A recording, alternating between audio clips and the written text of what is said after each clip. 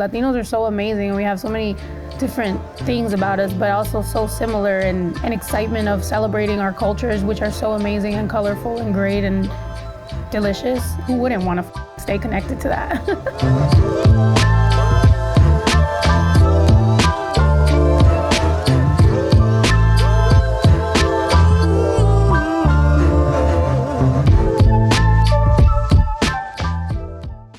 I got my start in photography in like mid-90s. I was touring a lot with the House of Pain. I was a tour manager. I did a song called Jump Around. So my dad seen what I was doing. He was a photographer before I was. He thought it'd be cool for me to get into photography. So I took the camera out, ended up like pitching those photos to magazines that I was getting put in touch with by either my lowriding friends or through my tour managing job with House of Pain. This photo, a woman who's an LA gang member, and she was throwing up her neighborhood, and I was like, hey, throw up LA for one, you know? About a year later, I was starting to get a lot of interviews, and the people would always say, like, can you send in 10 of your best pictures or your favorite ones? The LA Fingers was one of the ones that I would throw in as a detail shot, and I noticed that people gravitated to that shot a lot, and they would use that as like the two-page spread, the first two-page spread, and then as you go through, you'd see the interview and the smaller photos. It made it like a worldwide known thing because there was no social media back then. So my photo in the magazines made that image worldwide.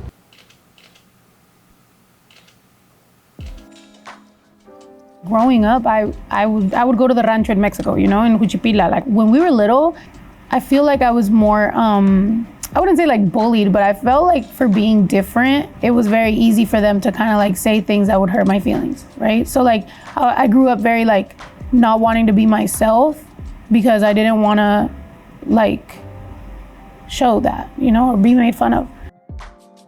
The reason I started rapping was because I just wanted to matter. I felt like I was gonna die one day and just like nothing, like I was just here for no reason, you know what I mean? Like it just sucked, which turned into depression and anxiety, but it was like, that was really just my body or my soul telling me like, get out there. Like this isn't where you're supposed to be, let's so go. When I was at a major label, I was shelved. I think for a long time, it was like being a great part of a puzzle, but maybe I was in the wrong puzzle. I wasn't really allowed to drop music, so I would put it up on YouTube. So on YouTube, I was doing well. So there would be like a song that had like 20 million views, but it's not on iTunes or Spotify or anything because I'm not technically allowed to drop music.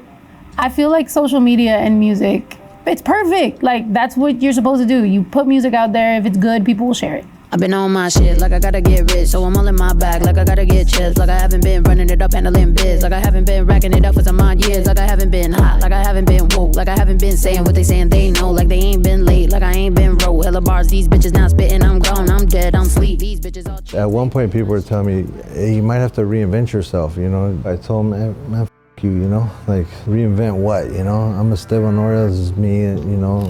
I've been Estevan Oriol, I'll be Estevan Oriol always. I'm not changing shit.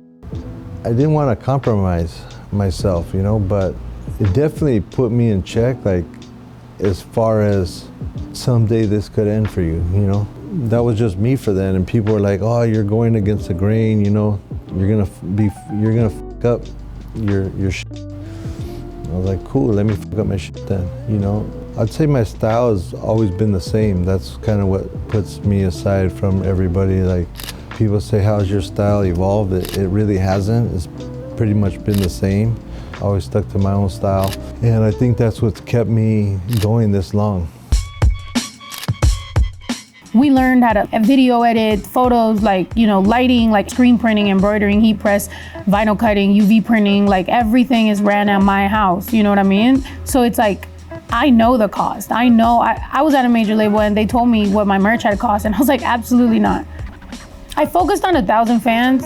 I think, you know, I heard that somewhere that it's like focus on 1,000 fans and just you can make a living like that. And that's all I set out to do, you know, in this music thing. I set out to make a living and like pay for my bills and my families and, you know, my son and take care of my mom. Like that was it. I never set out to be this like billionaire or like, you know, it wasn't all about like this egotistical thing. It's more like if I could pay my bills and I could be happy, My mom says like, ya quisiera ser feliz, you know, she's always kind of said that since I was little, about anyone, you know, and I know a lot of my fans by name. I meet them at meet and greets and I overextend myself because I feel comfortable with them. 20 or 30 years is what it's taken for me to build my brand. There's no overnight success. There was no one project that took me to the next level. It's all of it combined that it just keeps, you know, like a snowball, you know, it just keeps adding up, adding up, adding up. The more that you've worked your whole life for something, you realize it's now just a part of my identity. So even if like, let's say I'm not viral and I'm not doing these things, it's like, I would still do it. Like, it would still be my forever hobby. I would still make this my life. I love waking up and working on music or working on a music video or vlog or podcast, make merch, make all these things, you know, it's just creating. I have ADHD and I just want to create and I want to connect with human beings and I want to just feel good about that till the day I die, you know? I think the internet is an amazing, crazy, terrible place. On a good day, it's amazing. Like I've gone like viral in countries and I'm #1 in places and things are happening. I've woken up and like, you know, there's announcements of like the Latin Grammy nomination thing or whatever. And I've also done that and woken up to a bunch of hate. Before you used to have a photo agent.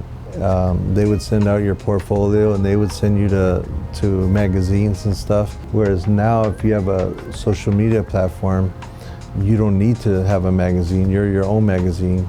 You're your own art gallery. You're your own rep, your own agent.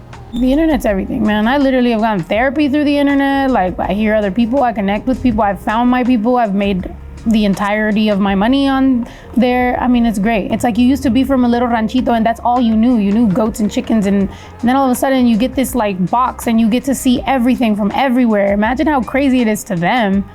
And it's like, of course, they're addicted to YouTube. Like they're addicted to streaming platforms. Like they love this stuff. It's like representing so many of us. Latinos are so amazing and we have so many different things about us, but also so similar. And I don't know, just the connectivity of all that stuff and excitement of celebrating our cultures, which are so amazing and colorful and great and delicious. Of course, who wouldn't want to stay connected to that?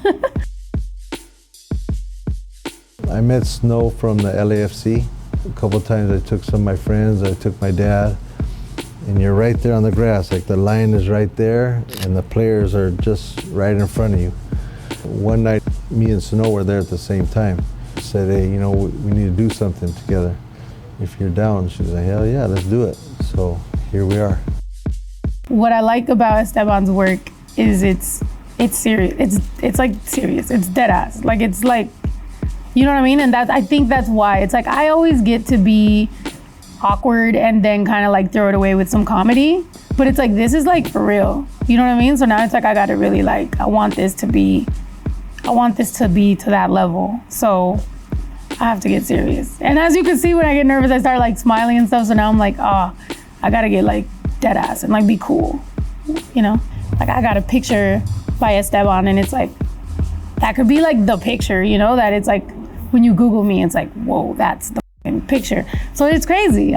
Well, I'm excited to work with her, one, because she's female, she's Latino, she's badass. The way she flows is just, she's slapping fools sick, you know? She could rap her ass off.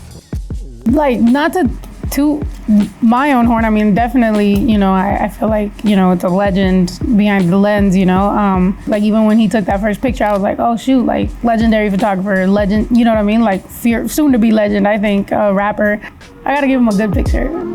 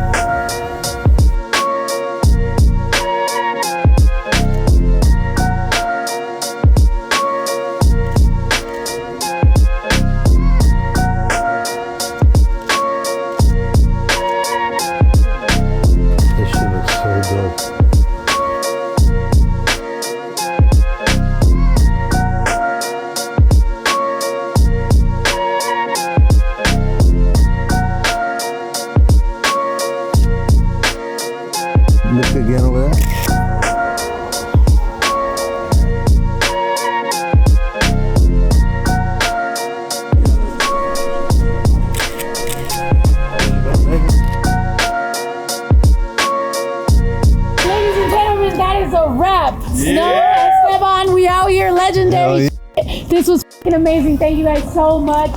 Clap it up, clap it up. Get this shit. All right.